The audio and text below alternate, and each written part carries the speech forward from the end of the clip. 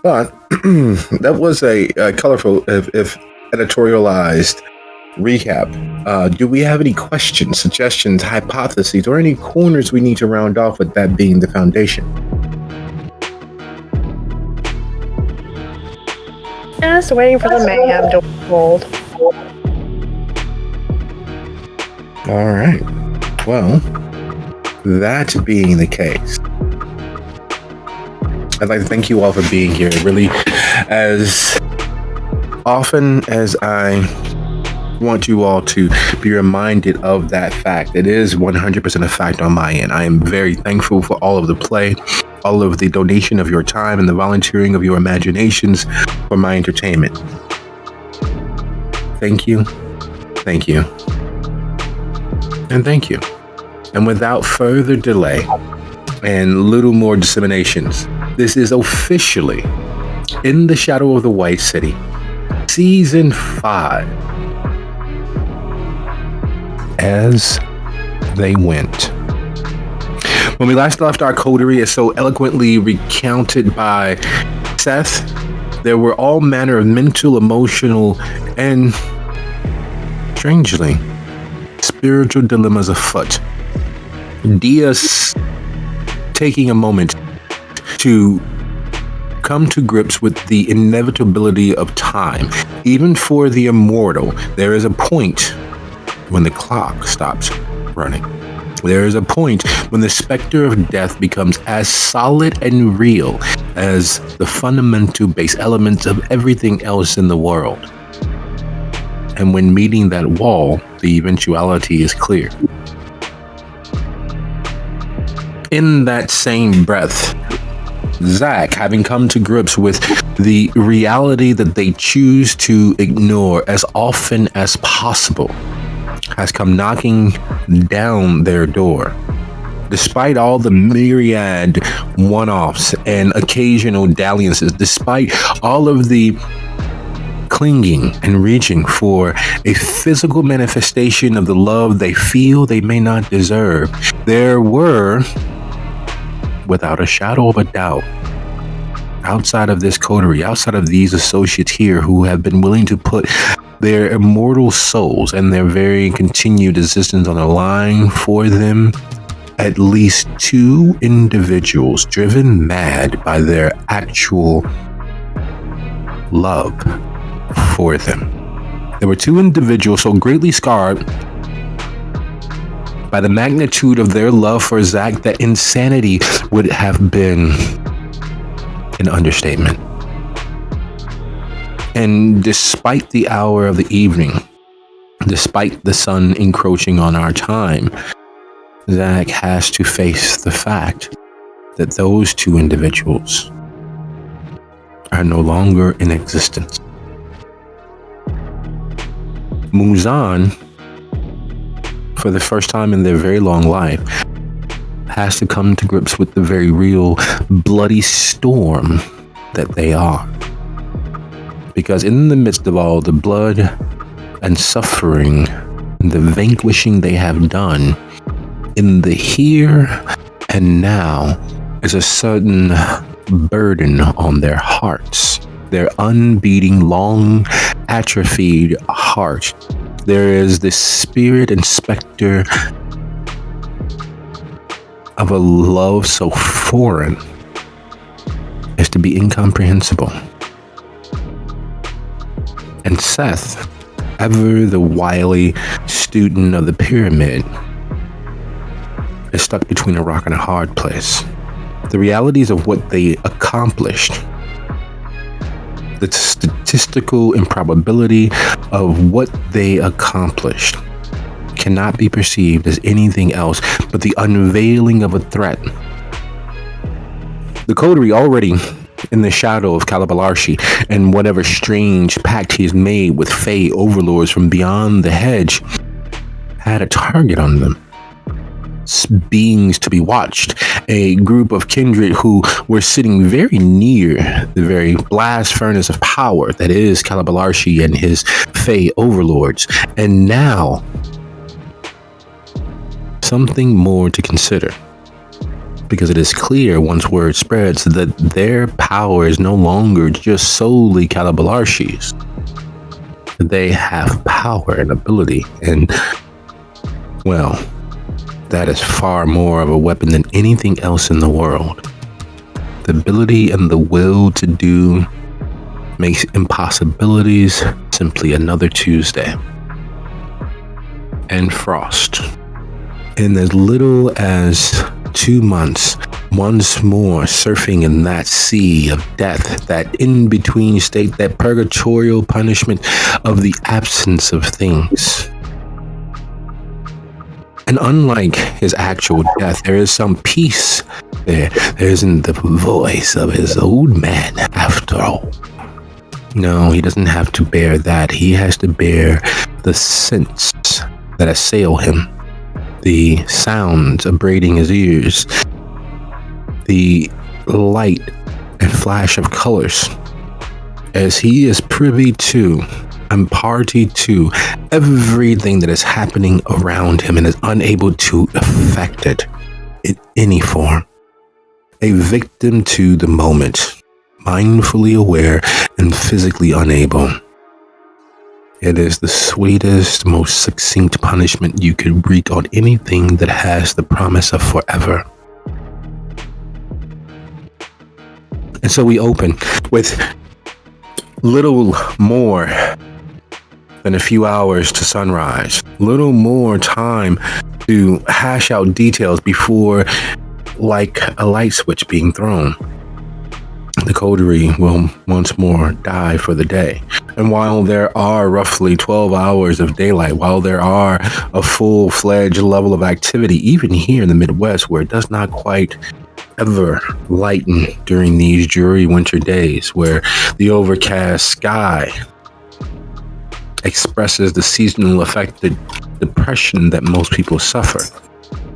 Even with that, there is a frenetic buzz of activity as the day world, the humans, the mortals go about their existence trying to earn their daily bread or steal another's. But for the kindred, for the coterie, it is the flipping of a switch. 1 second ambulatory and mindful, the next, nothing. And once more back to this existence. No sleep, no rest, as they say. No rest for the wicked. Or in this case, no rest for the weary.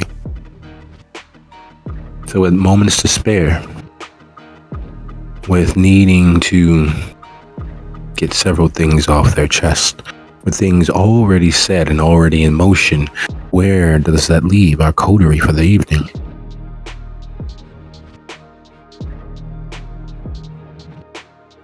Seth is going to look at Dia to kick things off in this conversation, because he's still in his euphoric state of her almost being a prince for about 5 minutes.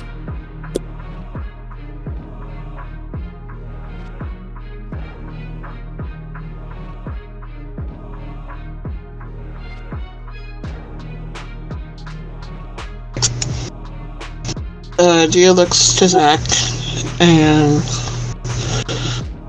while I might have been facetious when I mentioned your roommate, I would still prefer that maybe you would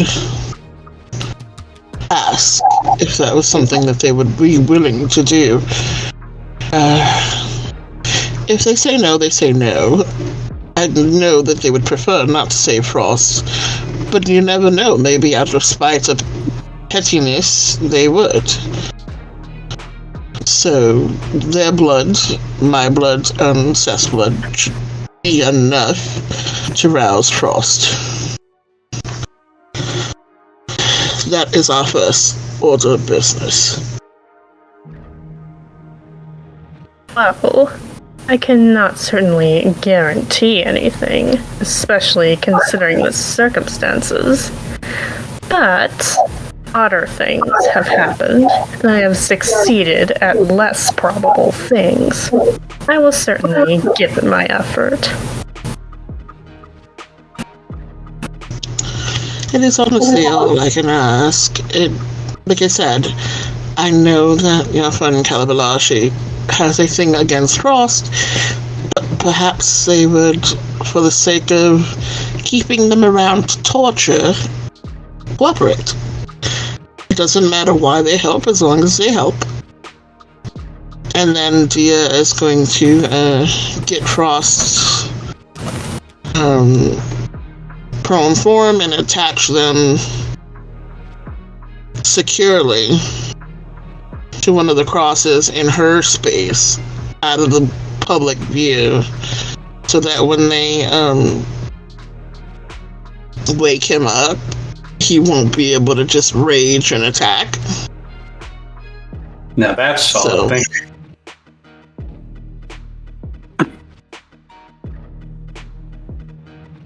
you. Seth is making a magical circle and working extra hard on his ability to thicken his blood. He can't cheat the fates, but he is going to really push hard for this particular ritual.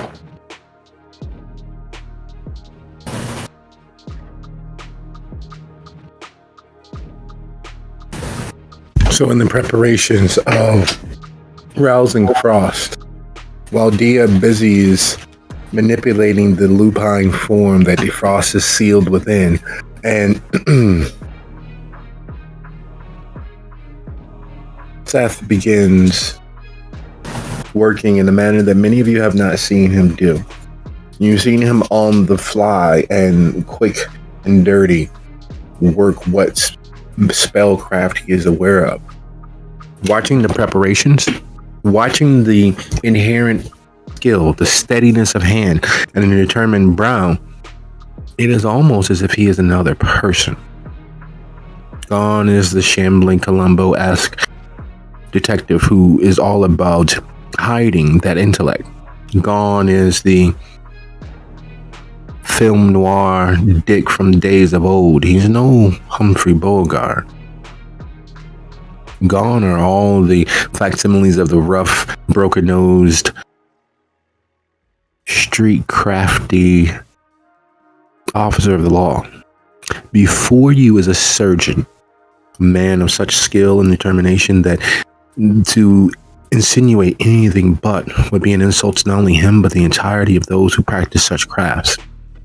It is clear that despite all of the affectations of being a simple Boston boy, that there is something more there. Some wily intellect barely contained under the facade. And while that is all happening, and while Dia busies themselves and Seth reveals another portion of the many facets of the gem that he might be, what is it that Zach is actually doing? Zach is going to his room to see if Kalabalarshi is even available to assist before doing anything, and if so, we'll work on what exactly he will say to persuade him.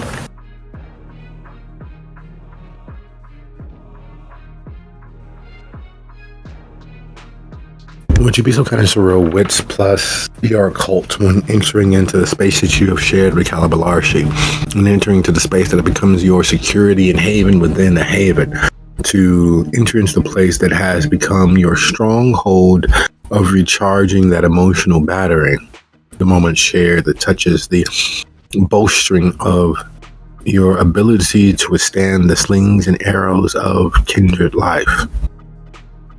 Wits plus occult? Yes.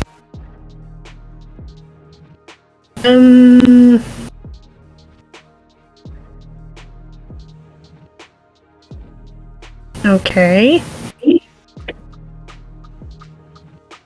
Oh, wait. I got my fill, so I might have done hunger wrong.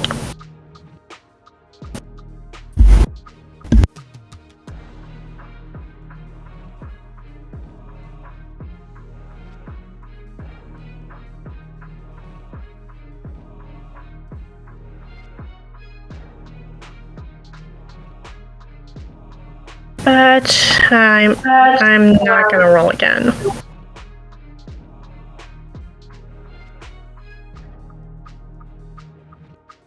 Okay, no, you worked accurately, though you shouldn't have any hunger at this point. But otherwise, it's perfectly fine.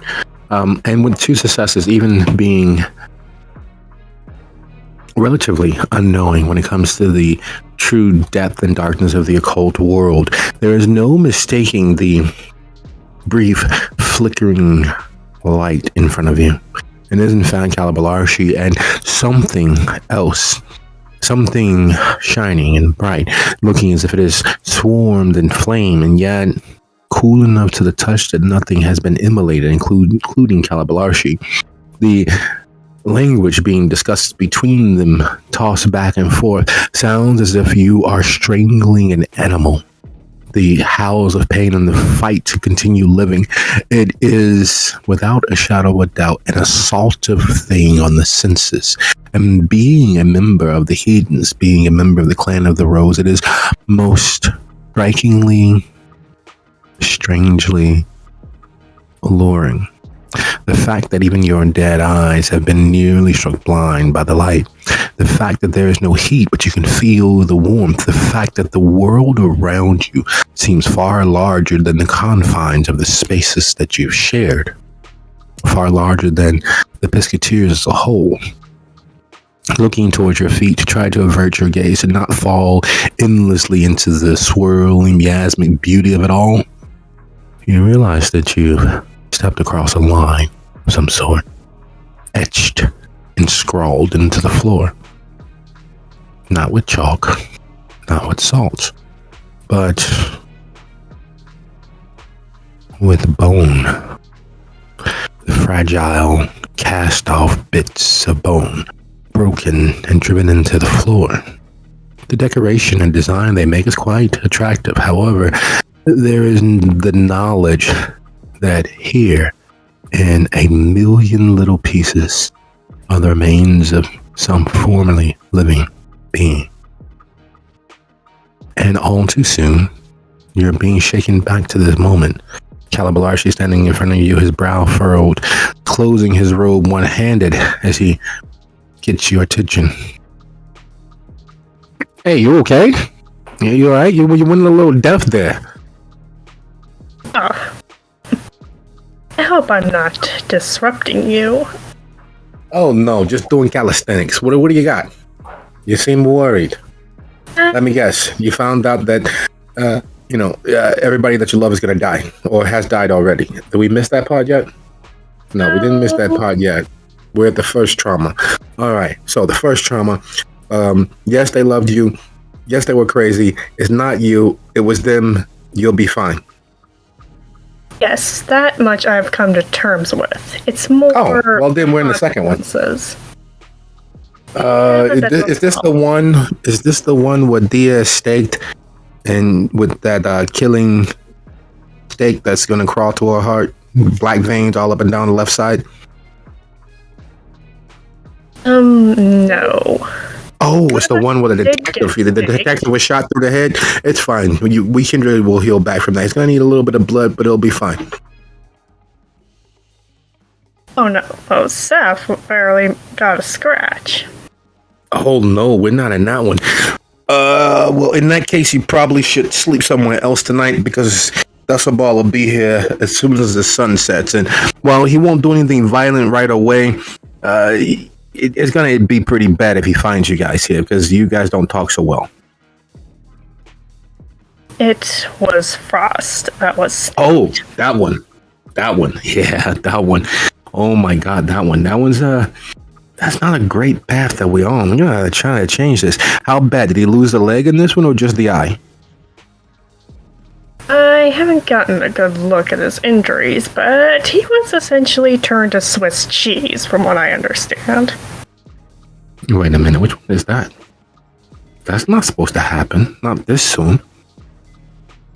All right, so here's what I'm gonna need you to do. I need you to find me a metal bowl, and this is gonna hurt a little bit, but I'm gonna need your left eye. Oh dear. Oh, if that's what it takes to help Frost, I'll try to find a metal bowl.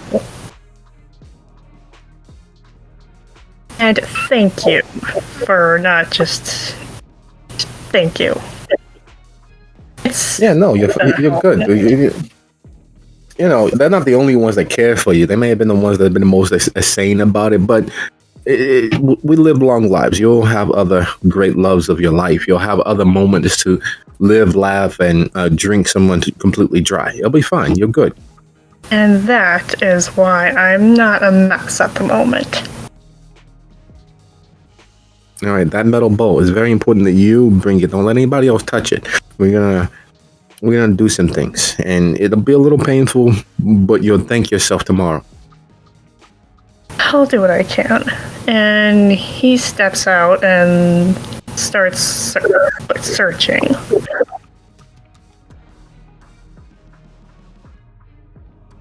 And he looks over to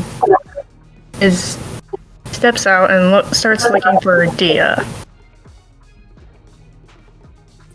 Dia, would you be so kind as to go ahead and roll your strength plus craft?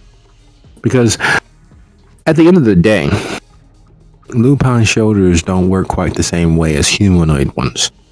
And one of the many tortures that have been used by lupines who have shifted forms, not that Dia is aware of it, is the fastening of them when they are in human form and forcing them to shift, tearing away all of those lovely muscles on top of muscles, sinews and tendon, forcing them to break themselves over and over. It is a cruel punishment, but it's not one that Dia is aiming for. She's trying to restrain him in a manner that will not cause the most delicious of pains when he is roused, because that is the goal, the understanding that he will be. There's no room for doubt in this. It will be successful. He will come back to you.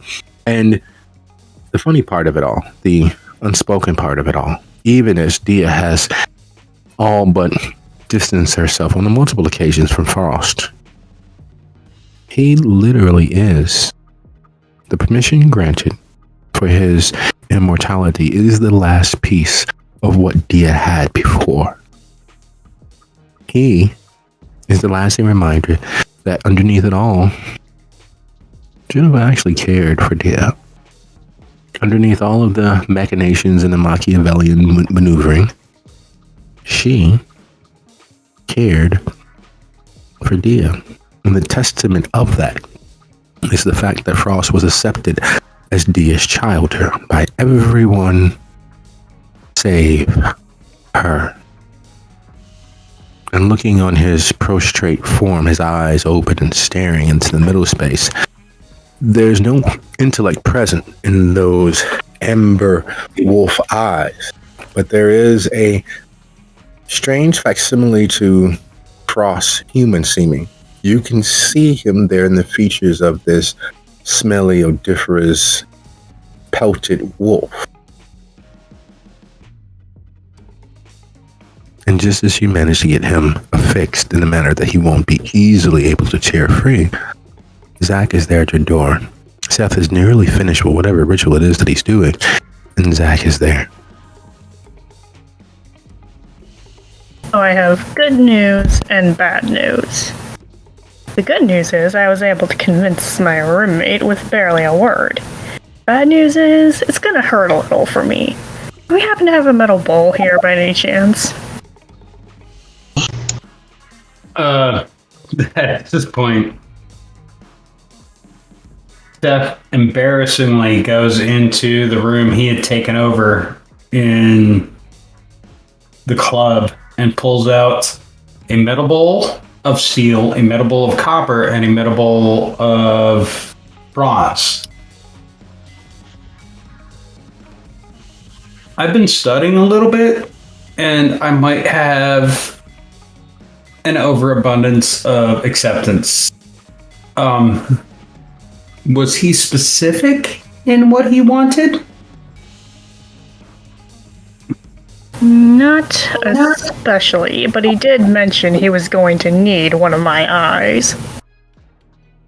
Oh, okay. Then you're going to want the bronze.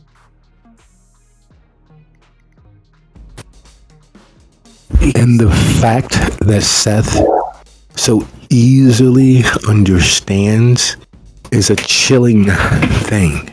It is like finding out that the dumb kid at the back of the class has secretly been the teacher the entire time. The understanding what ritual is going to be utilized, understanding what is necessary and what's needed, that is a truly scary thing. You trust Seth to ensure your tactical superiority. You trust Seth to make sure that those who are aligned against you physically don't have the opportunity to do anything more than cast a frown in your direction. And here he is, with knowledge of a clearly higher level magical ability.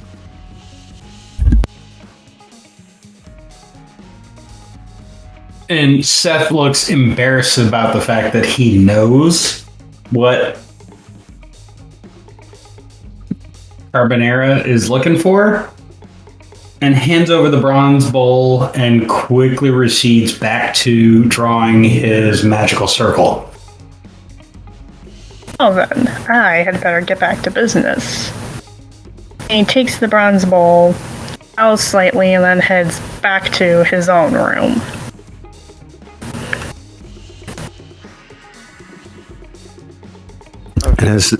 And as Zach disappears, looking there at Frost, what is going through Dia's mind, understanding that there may be several layers of her cabinet that she might not have been fully aware of?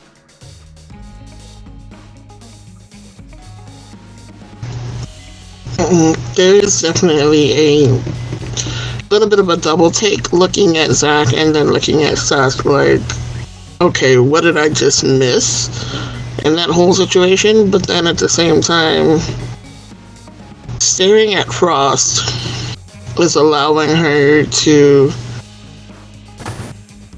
process some things in her head of, I thought I knew them, and I thought I was prepared for what they could do, but apparently I'm not the only one with secrets. So there's that. I need to sort this out. I need to get to the bottom of all of this so that I know what I have in my arsenal, basically. No more bullshitting, no more half-ass. I need to know the truth about what they can each do, because we cannot be caught unawares again.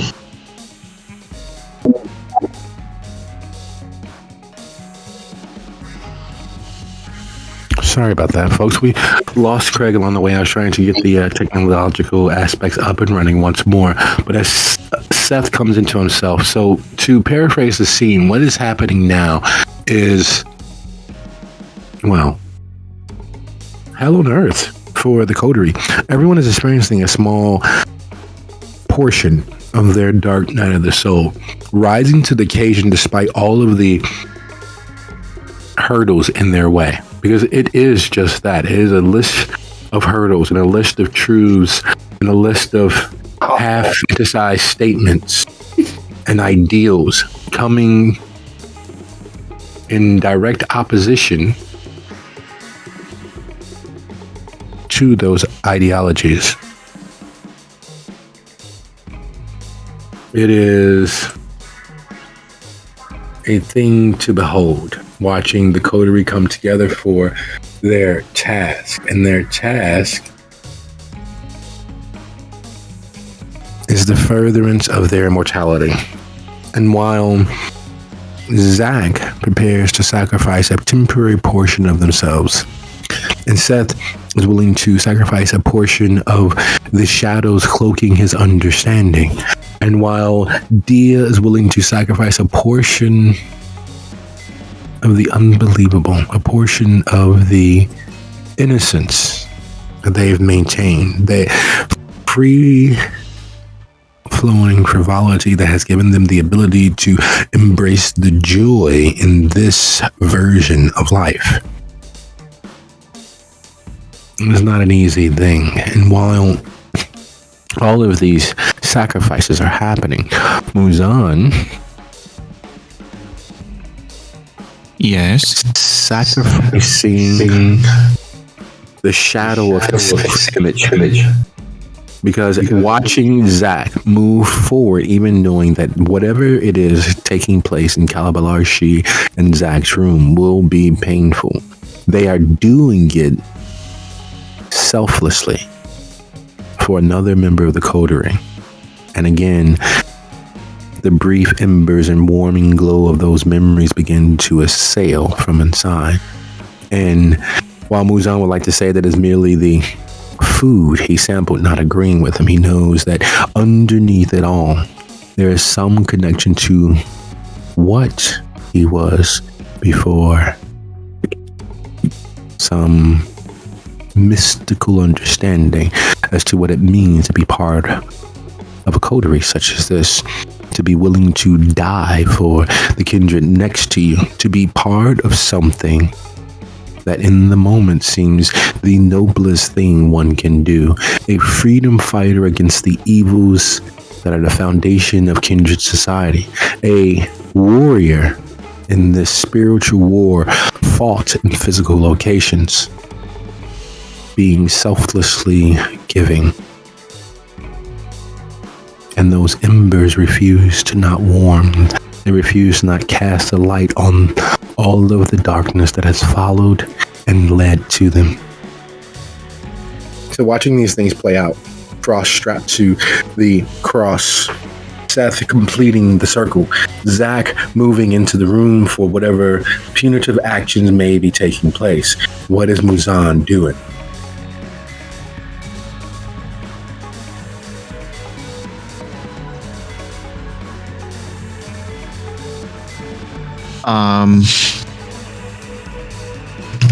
Muzan, if possible, will reach out to Dan to see what he's up to. But in the meantime, he's going to try and be of some use to the others while he's still here. So either helping to bring Frost back or helping Zach with whatever he needs. Oh, Frost needs blood. Potent vitae that will erase all of the pernicious dark evil that Faustina unleashed and manipulated to their own ends. Zach, you're not sure exactly what he's preparing to sacrifice, but clearly it's something that he is willing to sacrifice, whatever that is.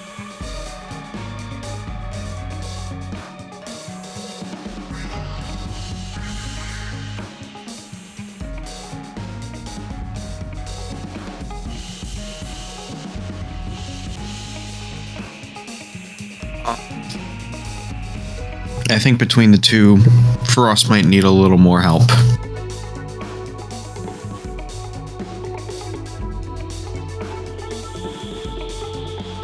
So, Go on. I was going to just say, so he's going to follow Seth to help with that, and... Okay, so if Muzan is going to hang out with Seth has described a big-ass circle, thaumaturgic in nature. So, like, from Muzan's standpoint, it's something he's seen in video games and something and other various similar, but Seth is more concentrated than Muzan has ever seen him in, because Muzan has seen the Tremere bullshit, but he's never seen a Tremere go full balls out like Seth is going currently.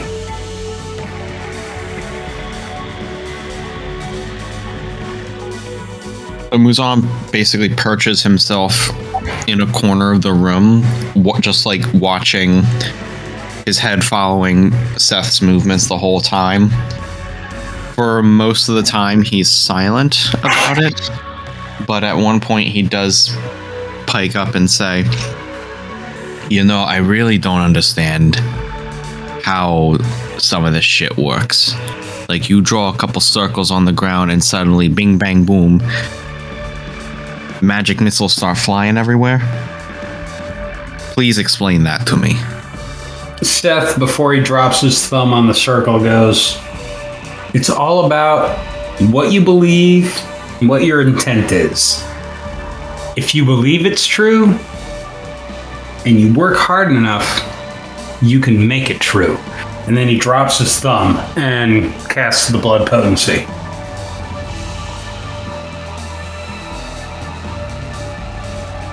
With 5 successes.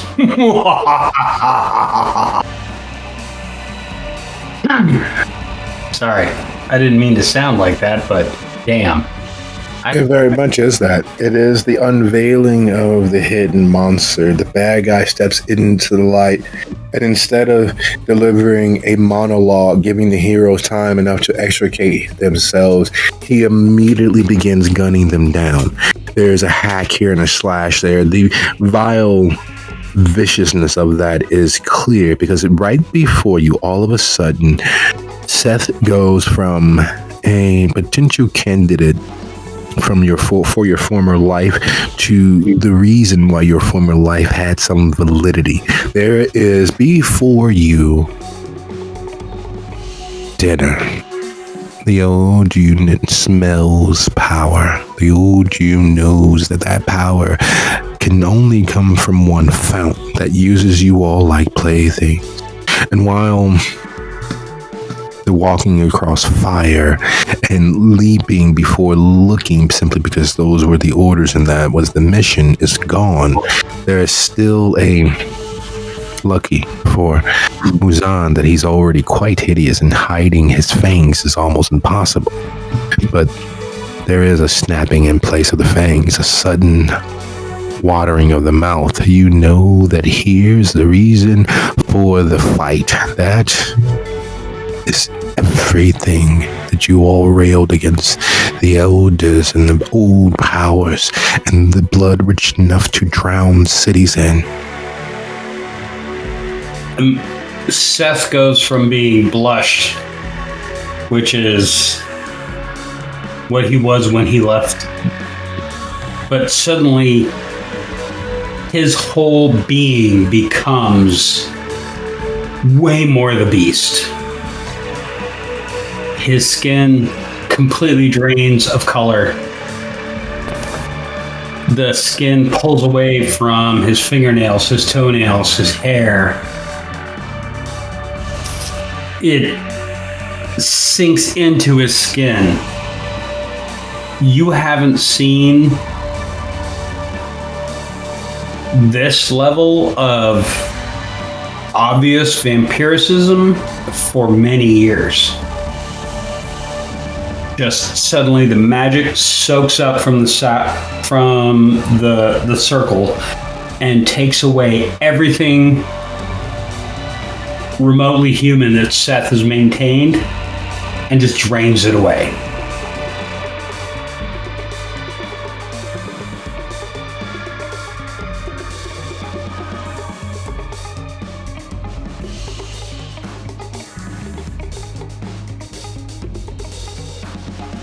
So Muzan needs to make of that what he will, because Seth has done some serious magic crap right in front of him.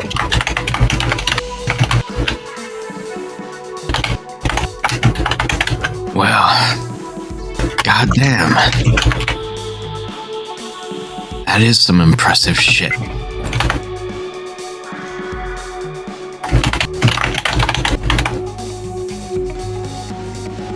It's not as impressive as you think, and it hurts. It hurts so much. But we need to concentrate. It hurts more than you dare to let on. because underneath the sound of the voice, which has suddenly grown from a 6 foot tall, well trimmed, and capable combatant into a frost giant level of obey me, there is another voice. There is a lilting Gaelic voice beneath it all, a soft, susurrus sound of the Isles, calling you, pulling you. It's hard to not immediately face east and listen to the song on the invisible winds that you now hear. And there it is, her voice, soft, calling. You know what a banshee would sound like if she decided to whisper sweet nothings in your ear. And the call is almost impossible to ignore. Strong though his will is, Seth is having quite the time to not simply begin following the voice, to follow it where it might lead. You are sure that, much like the pot of gold at the end of the rainbow, that there will be a treasure there that will surpass all of the worries you might have had thus far. Oh, son of a bitch. You bastard. Fuck.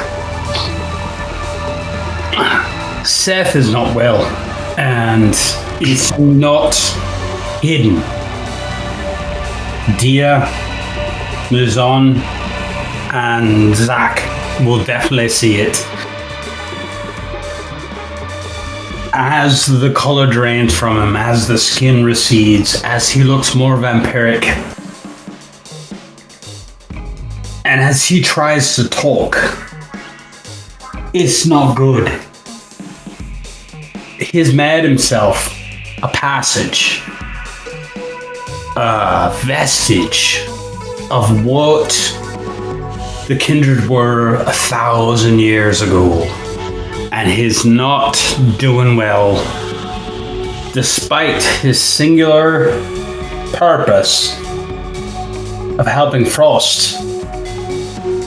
You can tell that he needs help staying himself, because his blood, his beast is calling, and it's calling harder than anything he's ever dealt with. He can't draw sustenance anymore from the vestiges of what he's been used to, and his beast is taking advantage. A bag or a bottle isn't going to do it. It's all about direct acceptance. Whatever Dia has planned and whatever moves and scenes, they need to make it happen, and they need to make it happen fast before the now crazy Irishman before them makes it happen on his own terms.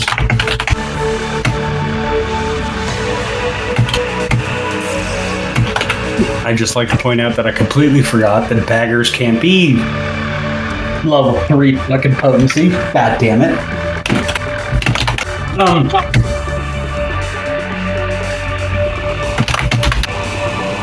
Steph looks at Muzon, the crazy Nosferatu, and he looks at the corridors, and he says, make it happen fast, because if left to me, I'll eat Frost, I'll eat all of you, just to get through the night.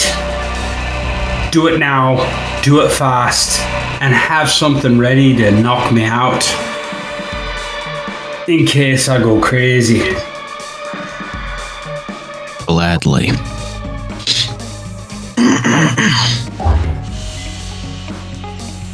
Muzan is going to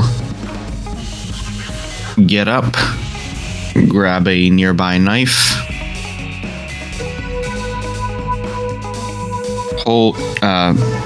hold Seth's wrist over Frost's mouth and just cut. Well, a mixture of all of the potent pate would probably work better, unless, of course, you would like to enslave Frost.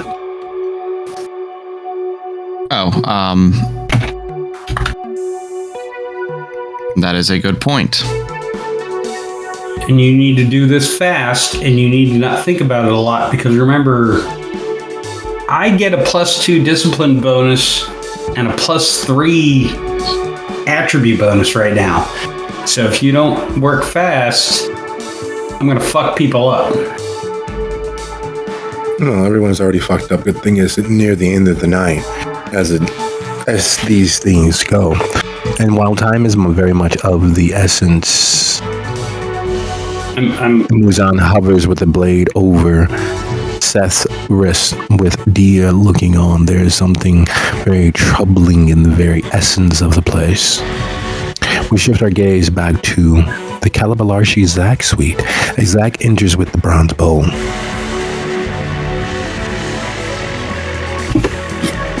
Good news and bad news, he says to Calabalarshi. Good news, I found the metal bowl. Bad news is Seth touched it to give it to me. Oh, it's not as bad as that. It's not gonna hurt you anymore, but it's probably gonna fuck him over a little bit. Hopefully you guys got a steak or two lying around, but we'll see. And with that, he says, on the count of 3, okay, you ready? Look at me. Keep all eyes right here. Beck looks at him and nods, bracing himself. Would you be so kind as to go ahead and roll your composure? Composure. And resolve. Roll as high as you possibly can. You know, Mani Patre.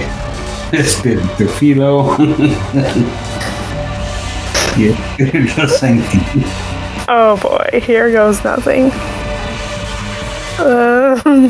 How screwed am I?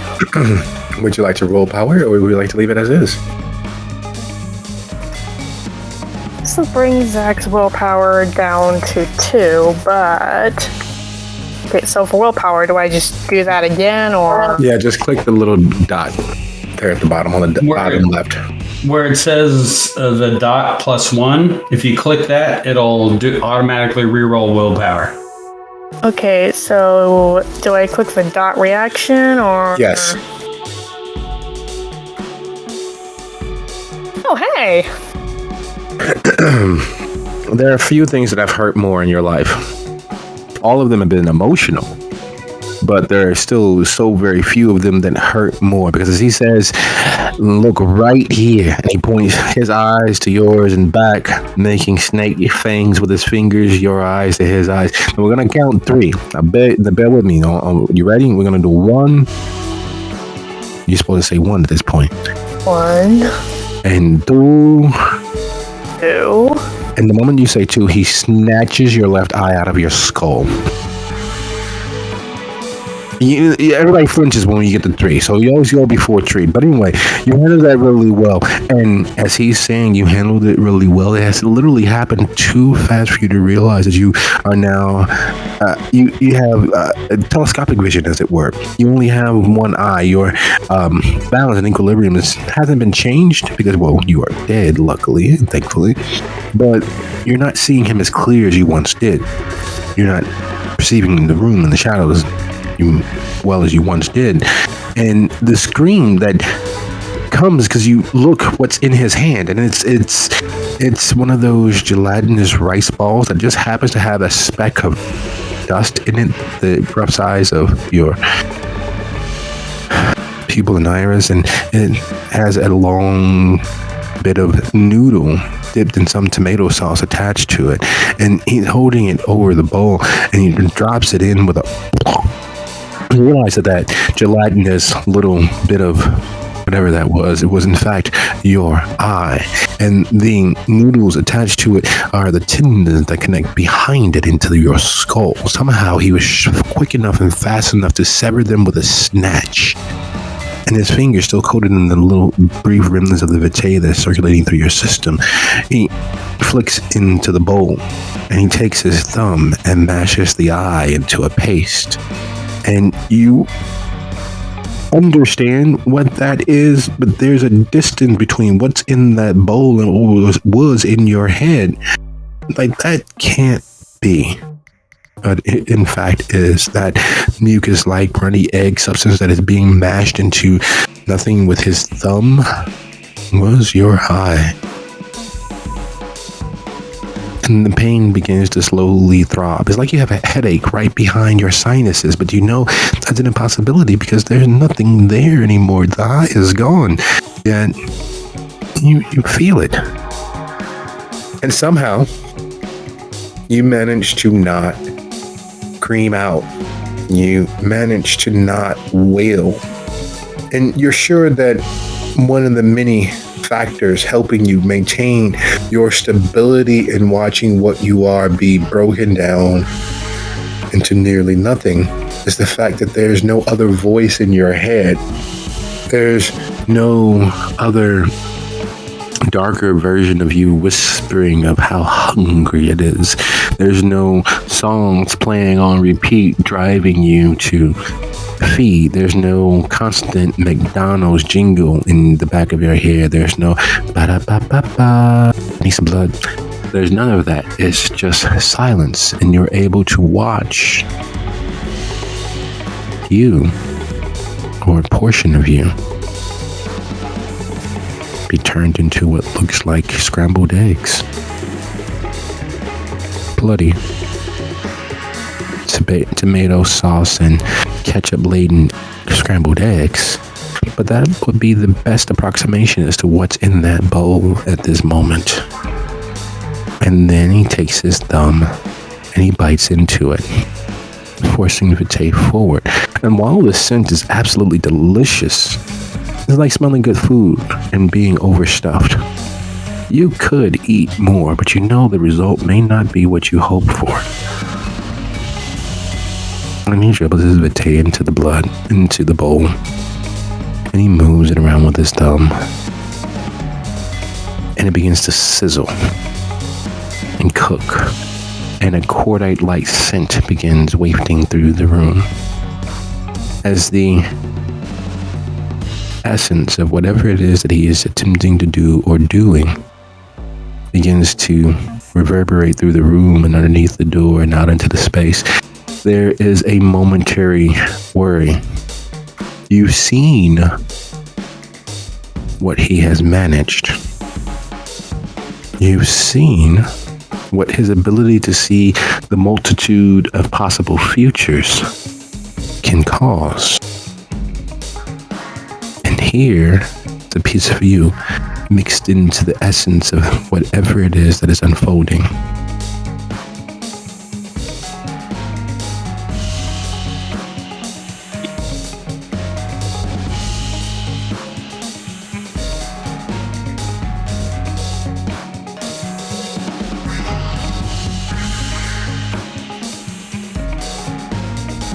You did good. Your dog boy will be mostly fine after this, provided that we don't lose the wizard in the process. You might want to go and shove a wrist in his mouth and keep him calm. Yes, I ought to. And he says this with a hand over where his eye used to be. And excuses himself. Slinking back out of the room and moving across the space. The wisping essence of whatever was being done inside the circle of protection inside your room, created through the crushed remnants of human lives, is filling the space with a myrrh-like scent. And most people always say that, there are plenty of other better scents, but myrrh has a distinctive genetic memory built into it. It makes the place smell like a temple. You've never been in a temple, but it smells like a temple. It smells like something holy. It smells like the absence of the mundane. like you are being welcomed into the bosom of some God, capital or lowercase g. Like you've been welcomed into the space that has been marked as holy or unholy, depending on which patron of the spiritual realm you are applying your faith to. And it fills the space. And as you open the door, after a little bit of fumbling, it's odd you having only one eye and one path of sight. You're used to seeing in stereo. This mono vision will take some getting used to. And as you open the door with Muzan's knife wavering over Seth's hand, the scent hits everyone in the room. Would everyone be so kind as to roll your resolve plus composure, and you will need it as high as possible.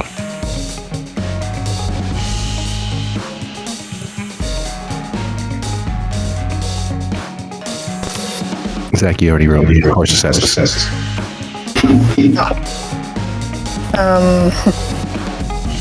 What are we rolling? Resolve plus composure. Resolve plus Composure.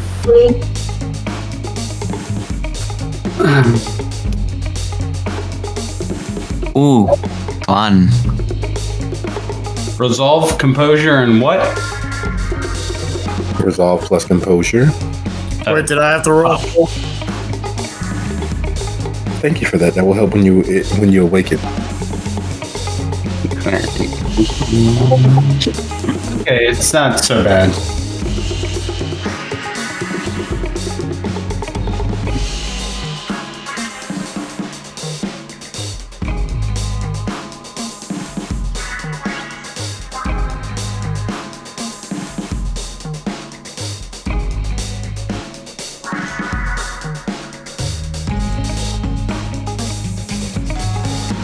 There are moments in his life when no good deed goes unpunished. And while the night has pointed you all in a particular direction and set your feet upon a particular path, it is clear that somewhere along the way, fate decided that it's really not as bad as all that. And you realize the unlimited potential that having a consistently stronger connection to Cain might provide. Each of you all who missed the three only raise one blood potency. Each of you all who surpassed the three raise two. And Zach, due to providing the initial sacrifice and scoring higher than the three, is now possessed of 3 ranks of additional blood potency and a considerable questionable hunger and a draw towards the east, a whispering susurrous essence luring and calling you forward. There is paradise somewhere to the east of where you all presently are. You know that if you got left right now and began walking, that eventually you would meet heaven, your heaven. You would find peace at last. Everything would be right with the world if you but left now. If you but began your trip to Mecca. If you began your pilgrimage, everything would be right with the world. Wait, so is this a permanent potence boost or just a temporary? And it's a temporary one. It is very temporary. I'm cool with that because that brings me to 3, so. You are a spirit of light and power. Where will you shine? That's the big worry is the fact that he pumped so much into his own blood potency and then pumped willpower into this event that he has side effects that he has not yet investigated. Stop laughing. because it's not nice. I'm just saying. I'm not laughing at you. I'm laughing with you. This is a precarious crucible. Because never before has Seth been so very close to breaking his steadfast ideologies of being a good guy and not divesting the world of additional blood, but not taking it in the raw. Now, centuries of knowledge and understanding as to just how despicably he has treated himself come bearing down on him. Just how poorly he has stunted his growth as a kindred. The power that could have been at his fingertips at a moment's notice. The ability to have saved an innumerable number of his coterie. The ability to force the other barons, the other senators, the other leaders of Thornton Township to actually obey and respect Dia that he could have had he not simply been slurping the residue of the dregs of life from used condoms, blood bags.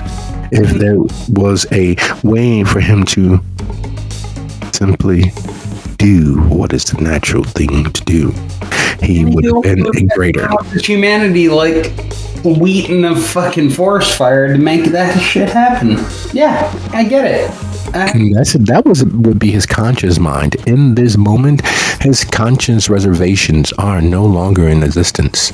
There is no that he would have. No, in this moment, he realized that he should have the power that he has denied himself and his friends.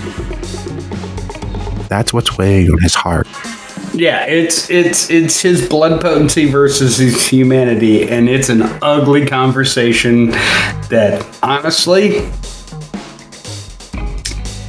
given the option, he has absolutely no want to be in the middle of, but he can hear it all day long, and it's killing him.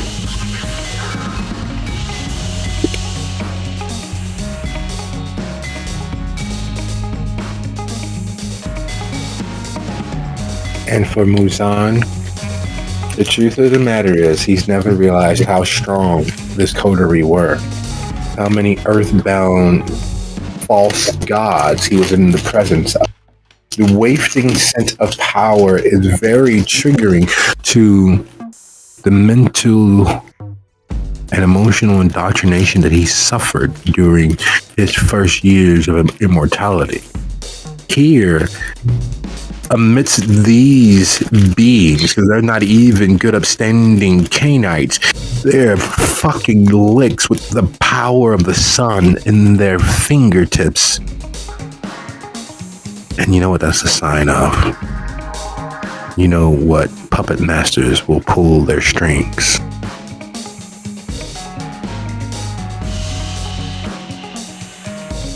And for Dia, it's not a funny thing. It's not a laughable thing. It is the understanding as to just how far they are from the grace of all semblance of beauty.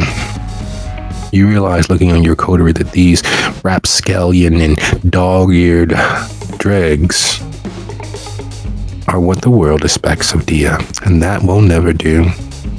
Even Zach, with their rockabilly sensibilities, are far removed from the halls of power, from the halls of beauty that maintain those halls of power, from all semblance of a right and respectful, upstanding member of the clan.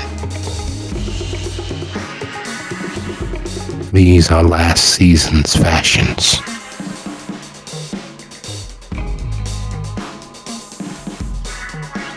So what is everyone doing?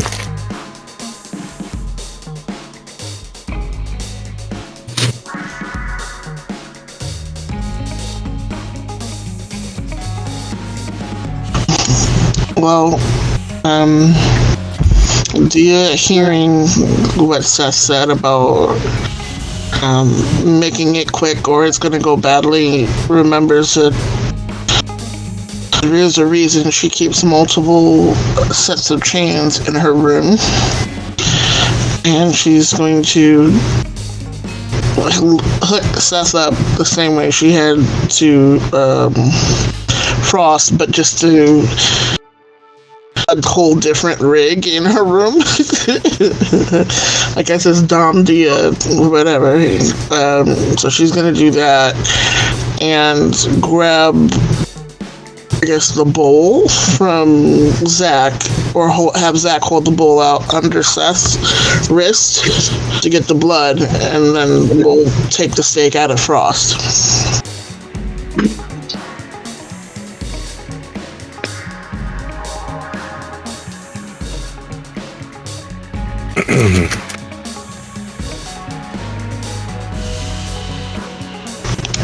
So she's just okay.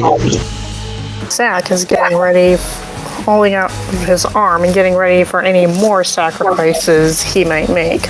Basically, the arm that's not covering his now missing eye.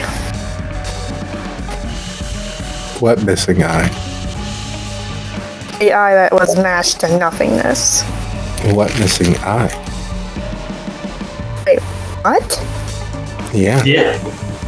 You Magic is weird like that. You gotta keep up. You just leap several effective generations forward. You are considerably of more potent blood. The idea of healing such a minor superficial wound was nothing to your beast, which has been quiet and silent and in complete and total peace and synchronicity with you. In the time that it took for the magic to take effect and send everyone skyrocketing up the ladder of power, there's no wound. There's no missing eye. The socket is filled. And as your hand, which was covering an empty space, suddenly has something beneath it, that confusion very much falls over you. Wait, the fuck? I know what I know. I experienced what I experienced. How's this? Fucking magical noobs. Damn it.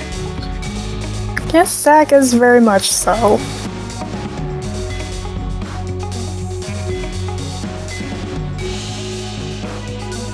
And again, Zach's getting ready to make any additional sacrifices he may have to.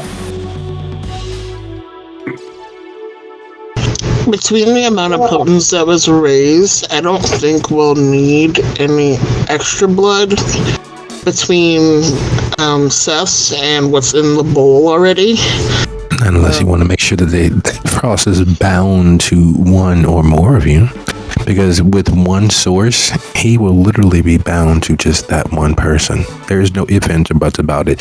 The sheer potency of the kindred gathered in his room is enough to blood-bound any freshly turned kindred instantaneously. Humans would be bound for the next 5 years, sipping what has been raised.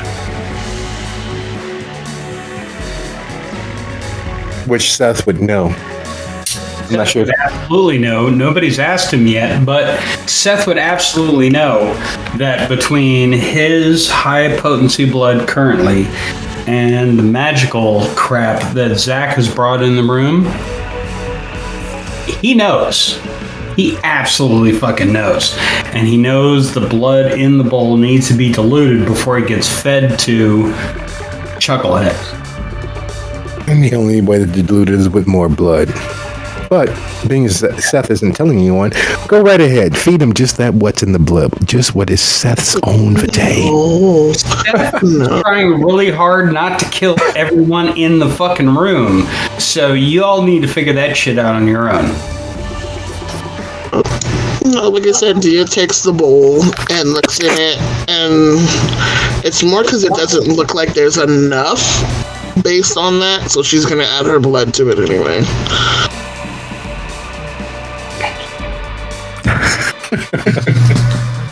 Oh, this is a strange bonding ritual if I've ever seen one. But fuck it, I guess I'll join in too. That makes 4 of us.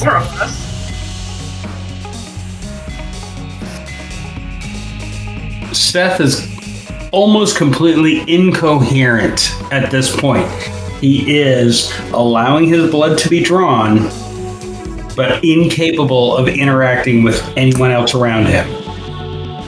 Because his beast is tap dancing on his skull. So y'all gotta figure this shit out. He did not expect his ritual to work this well. There is in every movie, in every book, in every bit of media that you may have accidentally absorbed over the last 60 years, the scene of the hero snapping back into reality with a gasp and asking, where was I? What's going on? What day is it? What year is this? And of course, there are varying degrees of calm level-headedness when that question is asked. But that scene is always there of the hero snapping back into existence with a gasp. As Dia brings the bowl to Frost, and he's floating out there in the ether of everything and nothing, as the vitae coats his throat and the fur falls away, the pelt disappears and melts into nothing but globs of cast-off vitae on the floor. He doesn't gasp awake. He doesn't sit up in bed asking where he is. No, the howl of a wolf dying tears from his throat, a sound that is clearly 100% animal. The growl accompanying it, making it seem as if he has two sets of lungs and two throats from which to speak. The chilling factor of it is undeniable, because even as far removed as kindred are from mankind, there is still that lizard brain there behind it all, that knows that wolves only howl to signify others. Wolves only howl when they are happy. It is a communication of a predator on the hunt, fully proud and aware that there's nothing out there in the dark that they should fear, but that should fear them. And that howl tearing through the Piscateers is loud and strong and sounds as if there's a pack on the move. And as if the waning light of the campfire is not enough to keep them at bay, because you can't sit close enough. You can't tap dance in the fire to keep those teeth and claws away from your flesh. And his eyes are far too animalistic and bloodshot in this moment. There's still a trace of amber there at the corner of his pupils. The color, all that may not ever see much more than your death.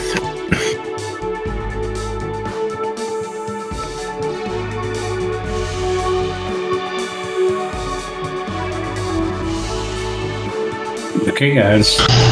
Should work. She's going to feed him just a bit more to get rid of the gold.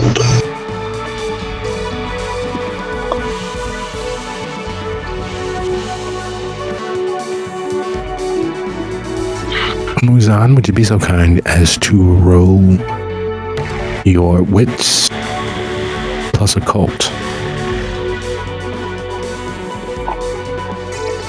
Give me a moment, please. Does Seth have to roll anything at this point, or is he too far out the nugget at this point? No. Seth isn't too far out of the nugget. Remember, it's fading slowly, but he's able to, with that howl, to understand just how precarious of a situation they are in. They have fed a freshly turned kindred vitae of gods. They have literally given a mortal ambrosia. The ramifications of that are too... And Seth is too far down the line already to respond to it. I get it. Fine. Fuck. I get it. God damn it. I'll be right back. That is a 1 for me.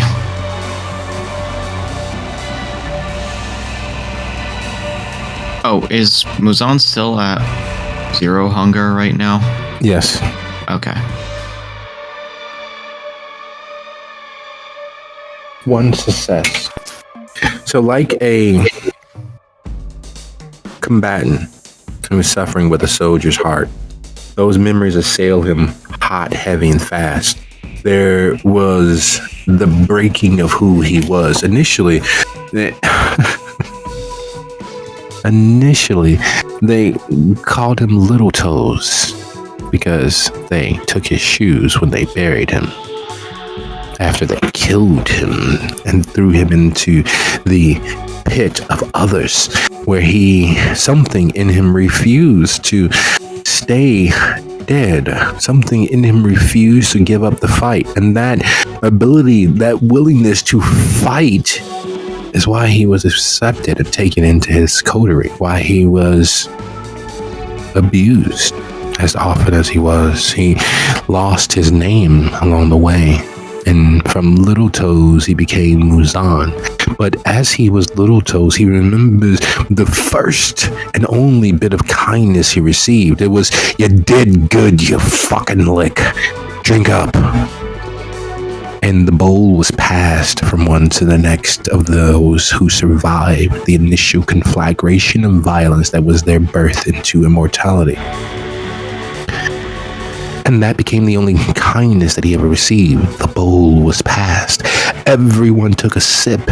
You had to take a sip. It was the only way. It was the only good thing that there was. While there was plenty of blood on the battlefield and there was plenty of blood to be had on the various missions you were assigned, the bowl was the only kindness. It was the only surcease of pain. It was the only surcease of combat. It was the only surcease. It was the only bit of kindness and all the kindness that you all needed. The bowl. The bowl had to be passed. The bowl has to be passed.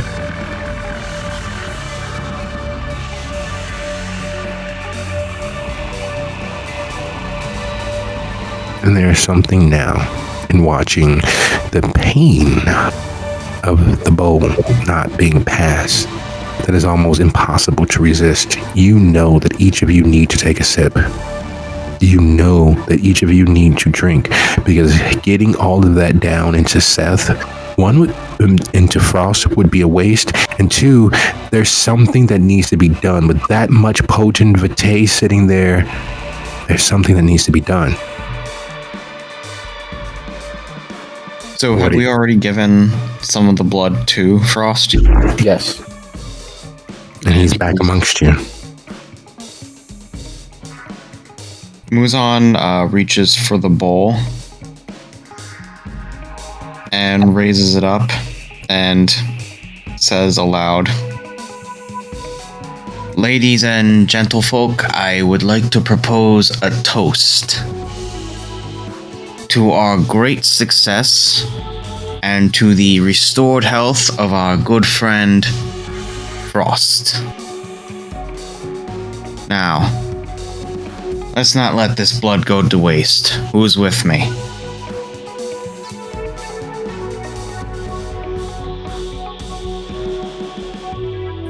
Frost would just look at him. The vitae from the bowl already staining his lips. There's nothing like drinking liquid power to give you an overinflated sense of self. There's also enough to pull one back from the very brink of death, hovering between this world and the next. And you know that that bowl, whatever they did, however they did it, is the reason why you are here and not playing pinochle with your old man at the dingy kitchen table. Your mom crying in the next room.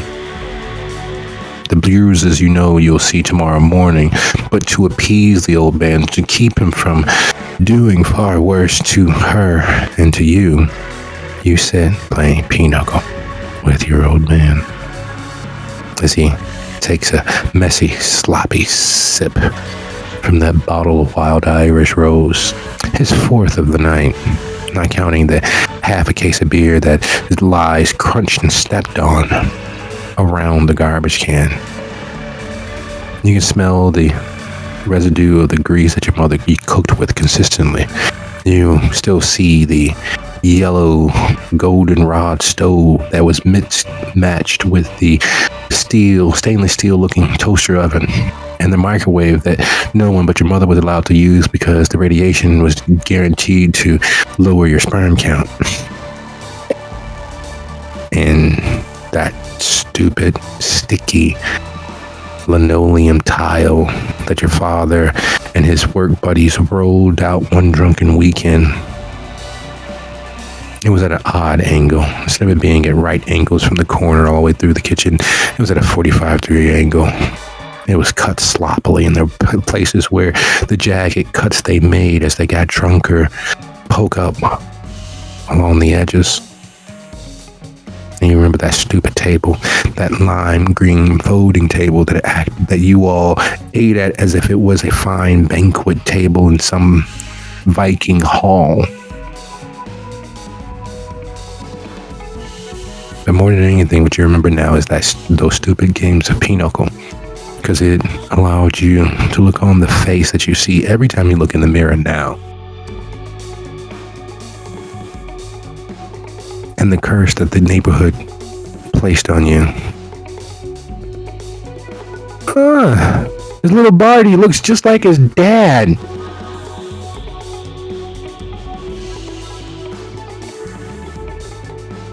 And you're only not at that table now, in the ever after with that old man, because of what was in that bowl.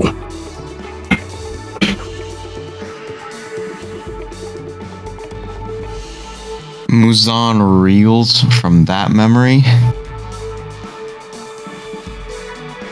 and he simply looks to those gathered and says, "Whoa, damn. That's some potent stuff." And he hands the bowl over to Zach next.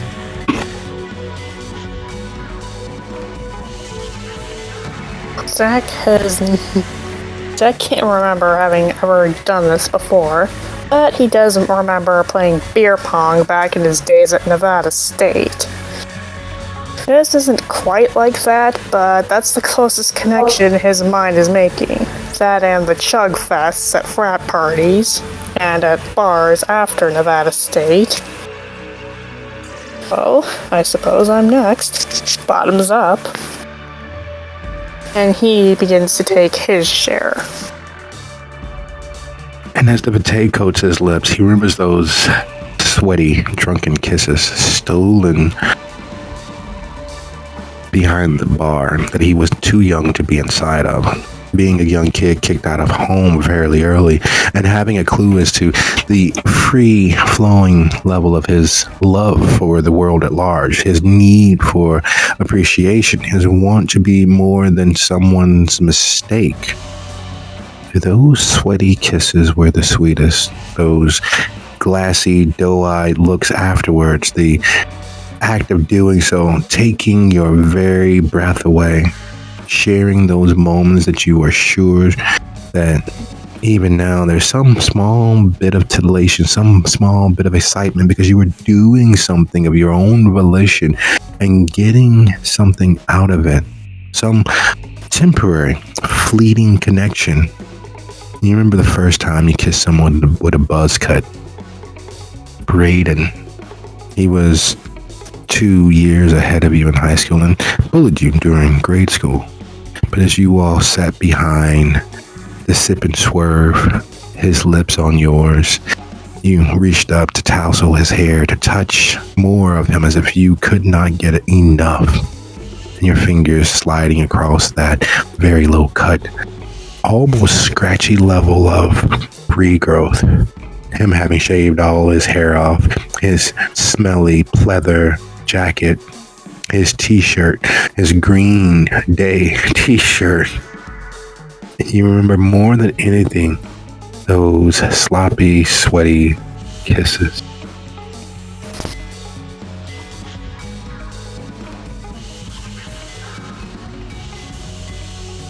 You still there? Did I just lose everybody? No, we're still here. Pulling the bowl down from your lips, you can taste him. The youth, the overactive hormones, and the clear want. What do you do with the bowl, Zach? Zach hands the bowl over to Dia and goes, "Holy shit, that brought back some good memories."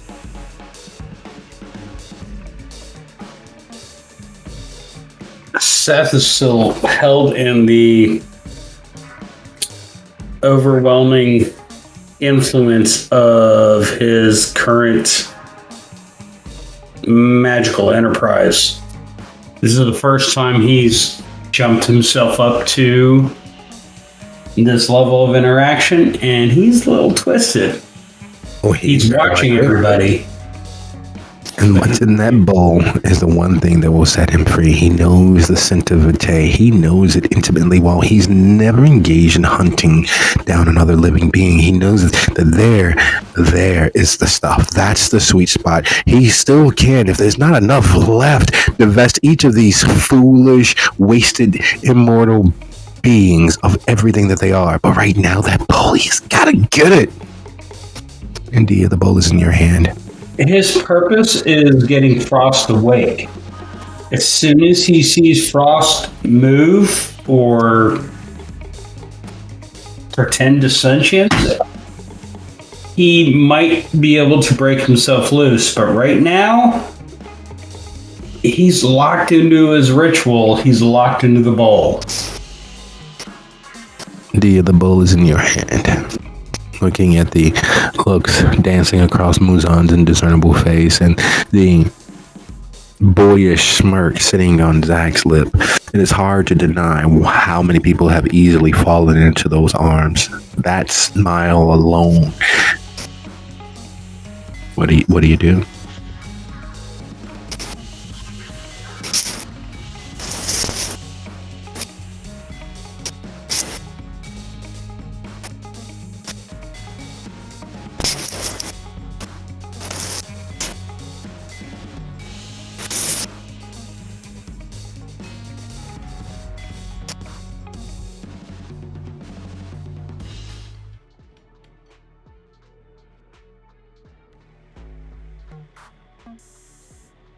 If you're saying anything, you're muted.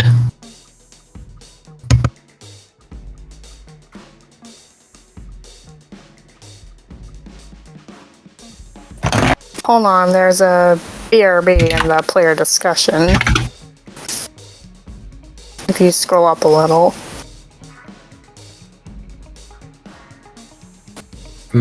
Yes, there it is.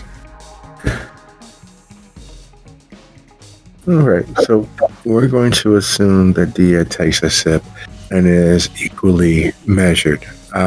Knowing Dia, if they are partaking, and everyone else they would hold the bowl so that Seth could wet his whistle and be party to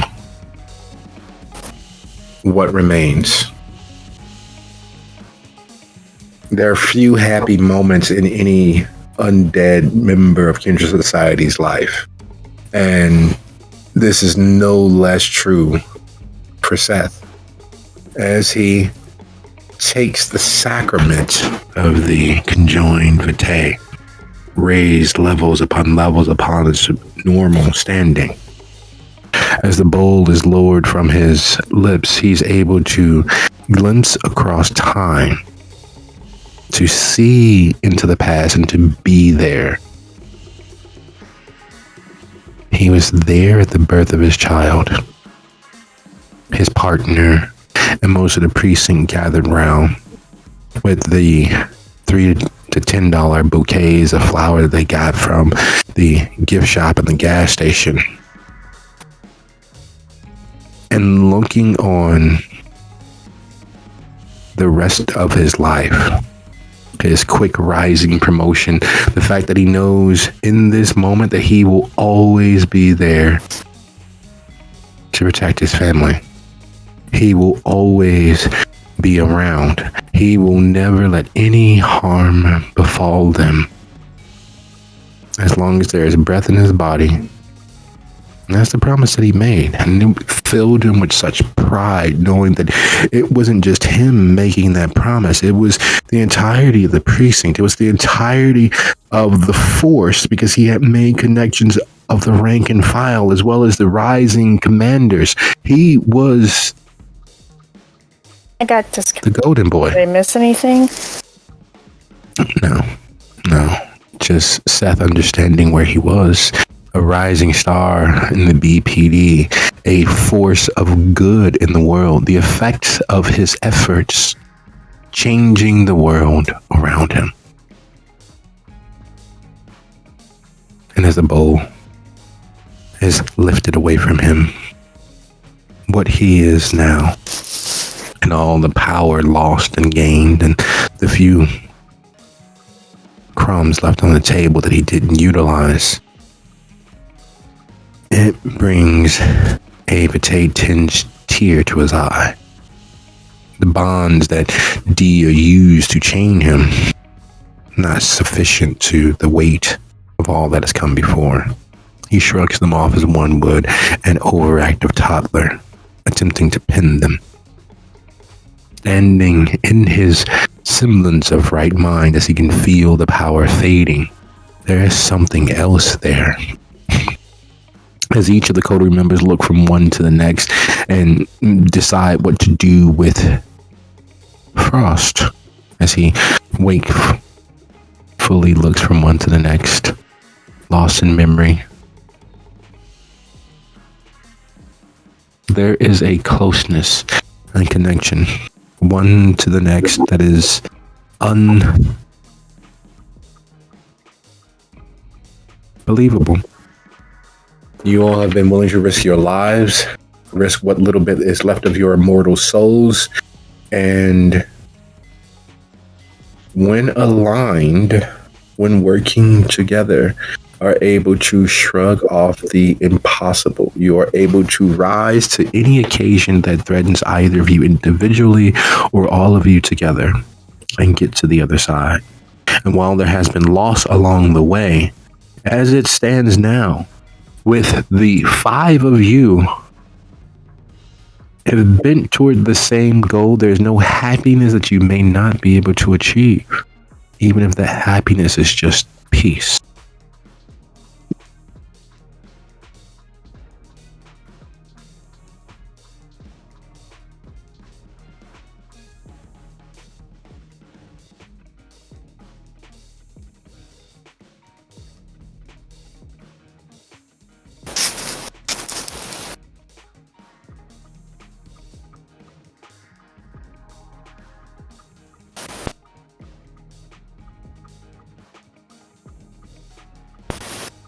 It's here with Zach's heaving several sighs of relief.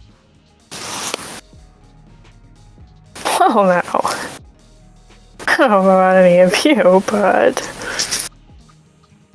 I, for one, just feel like a fuck ton of bricks got lifted off of me. Yeah, I know what you mean. Listen, I normally don't get all sentimental with people, but this is the first time in a long time that I feel like I've belonged with a group. So let me just say, I'm glad I met you all. It is an honor to know you all and be part of this group.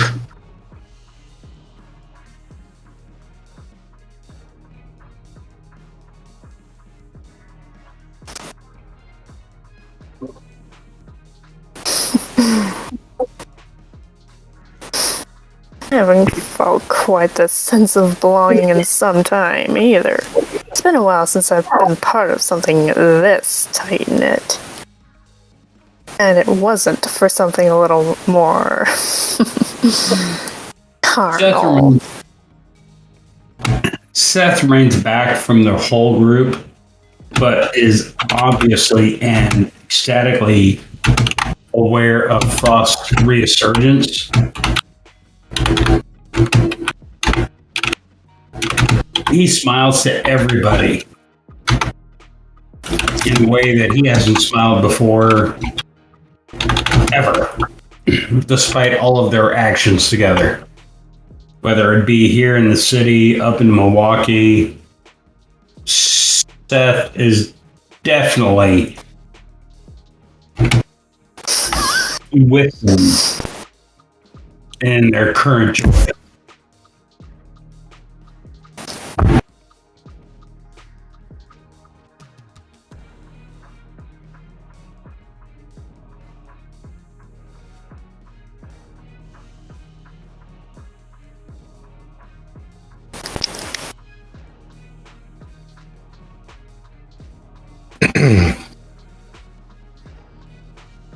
Frost.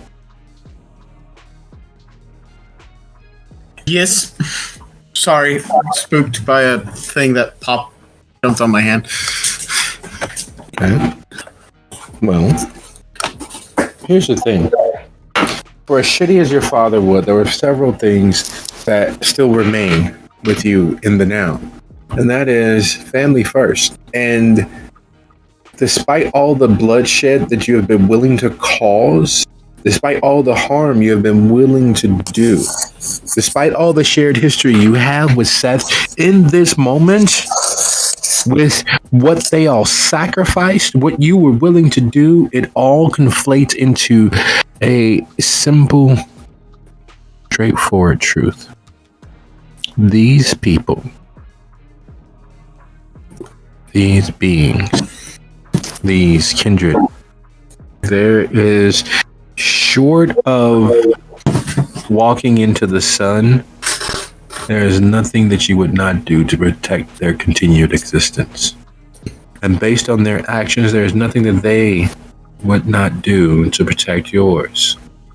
That fair trade, that equitability is a rare feeling, knowing that when all the chips are down, even if you've crossed the threshold of death itself, that these beings would attempt to drag you screaming back into this world.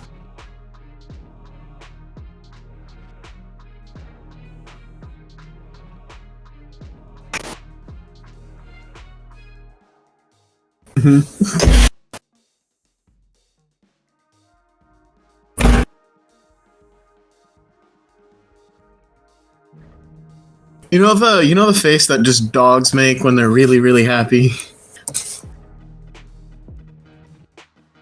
Yes. That is exactly kind of what he's making. Although since it's wolf, more majestic. Well, yes, and that's the face that he tries to make, except for he's missing the snout, he's missing the large ears, he's missing the gobbets of wolf pelt that are gathered around the feet of the cross that he is on. And he doesn't even care the fact that he's naked in front of these folks again. He's again. I love. It's just gonna become a running gag.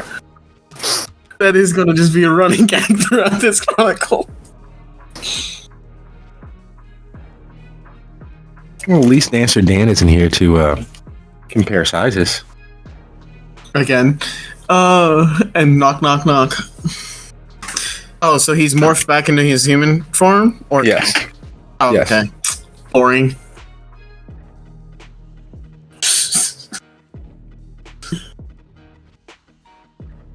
So he'll just be smiling and starts chuckling.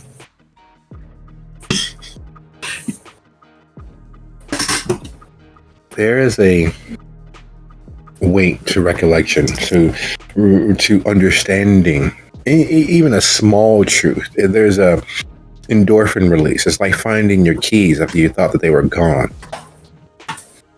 And understanding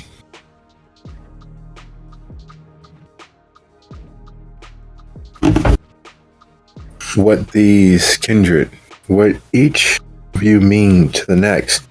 There is no... We can just beat this horse right into his resurrection, because there's no beings outside of this room that matter more?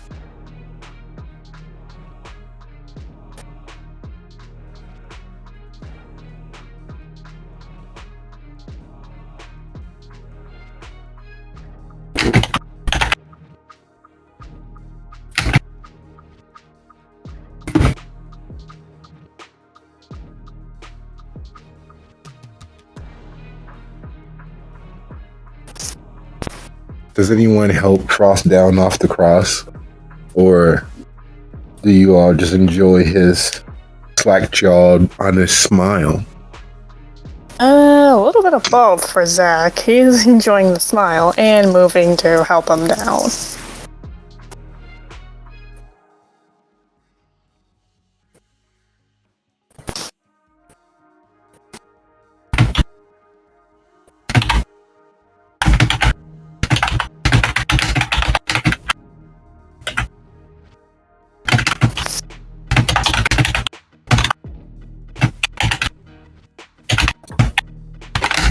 Frantic clicking. Yeah, and the keyboard has termites.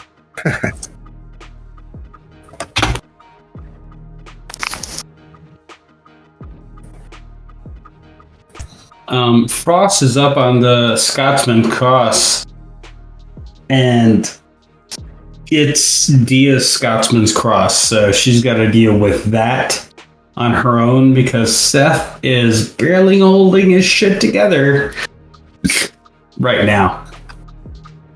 He managed to pull off some magic he was not 100% prepared to pull off. No. This world and then the fireworks has always been his motto, his rallying cry. And at the end of the day, that is not all that far from the truth because, there are fireworks afoot and they are exploding and going off along with a symphonic accompaniment to the realities of what this is, of who each of you all are, and in relation to what you all are in this moment. There is nothing in this world or the next that might prevent you all from ensuring that the beings in this room live a very long existence. These, without underplaying or over-exaggerating, are the most important persons you will ever know or have ever had the opportunity to meet. And Seth is dealing with burning not actual humanity, but the physical humanity of trying to get Frost back. He did things he was not aware he was capable of in a manner and at a level that is scary. And he's going to work through that shit while Frost works through the shit of him being actually alive.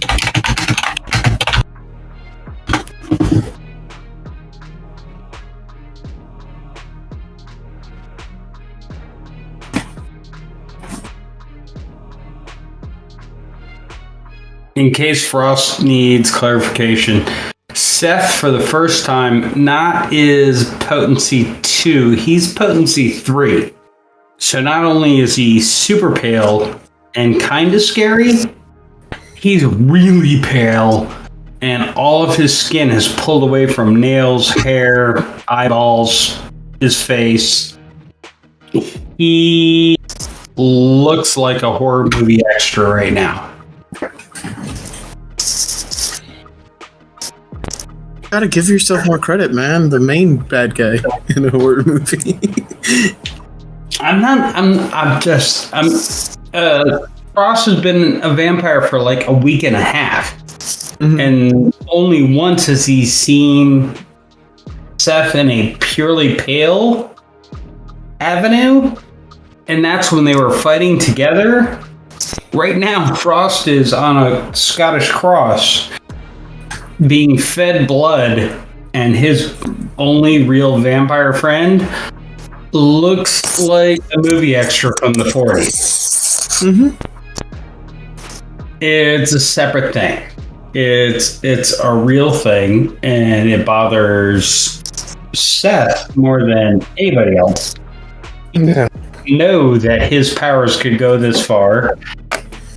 Dia did not know that his powers were that advanced or that he had those skills. Zach had never seen magic happen on that level, and Muzan was used to just dealing with him on a blood bag level, and yeah, it's a whole thing. Seth just came out of the fucking magical closet in a big fucking way, and you all got to watch.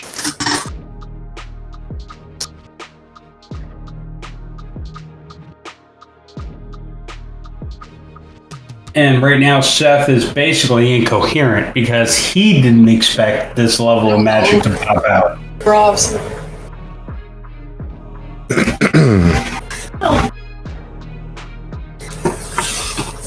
So with the self-recrimination sitting there plainly for everyone to see, with all of the indescribable oneness of understanding what it is that each of these kindred means to each of the other kindred in this room, does anyone take Frost off of the cross? As I said before, Zach's moving to at least try. Yeah. Seth is afraid to move right now because he didn't know he had the power. He just showed. Once Gia is sure that he is not going to attack, she pulls the keys from her pocket and undoes him so that he can move and have freedom. Oh, you sure you don't want to keep him there? I thought you were into that sort of stuff. Darling, I get paid way more than he could ever manage to do what I just did, so this is a favor only.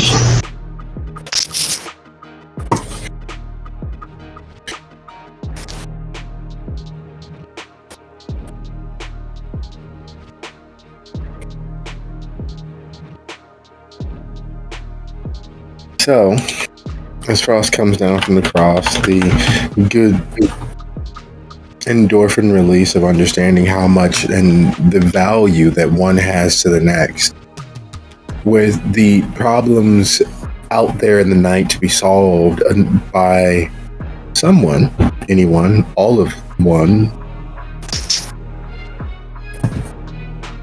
the night begins to draw to a close. You all have raised power, drunken deeply, and have inalienable truths to be mulled over in your own time, in your own fashion.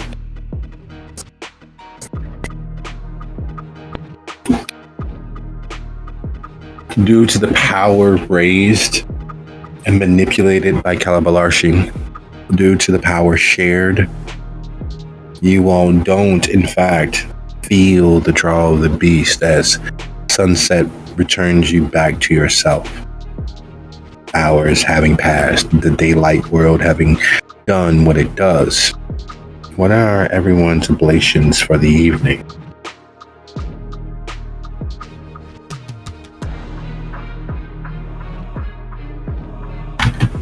Seth finds his way back to his own haven. While So the first thing he does upon sunset is leave the Pisketeers. he is freak the fuck out. So before sunset, Not enough time. really, there's not enough time between sunset or the current time and to get to. If there's not enough time, he's not going to go out in the sun. Well, some things may be more appealing than others, and maybe he wants a suntan. We can never tell with these days. No, he doesn't want to fucking commit fucking kindred suicide. If kindred suicide is the only option, then he's going to stay in the Pisketeers. If it's not the only option, he's going to go back to his office and hide under 2 stories of concrete. Yeah. So as the sun sets, it's his first action to return to his office. As if that time exists, he will go from the Pisketeer to his office, which he has officially closed to outside business. He's going to run away because bringing Frost back has made him do things that he didn't think were entirely possible and are entirely fucking scary. He wants to sleep away from the power he just displayed. If he can't make it there, he's gonna live in the basement most space of the Pisketeer. So you as storyteller can tell me which one of those 2 is true.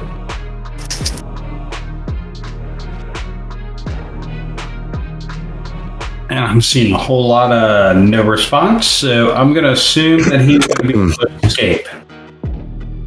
So He only needs about 30 minutes to get from the Pisketeers to where his office was. So if that's not possible, he's willing to admit it. And he's willing to sleep at the Pisketeers.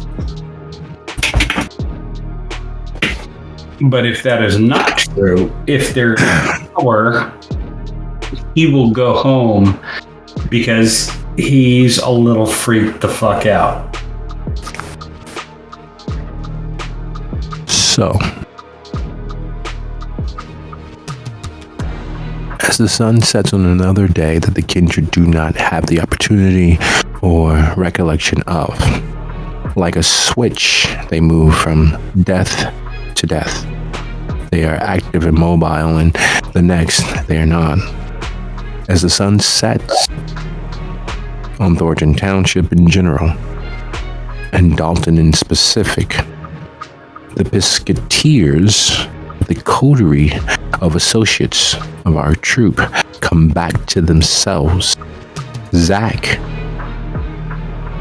in their suite, Frost in the sweeter rooms taken by him earlier in earlier adventures and moments, Dia in the office, Muzan in the further removed, more subterranean aspects of the Pisketeers that run underneath the man-made lake that abuts the Pisketeers, which separates the Pisketeers from the Rosie.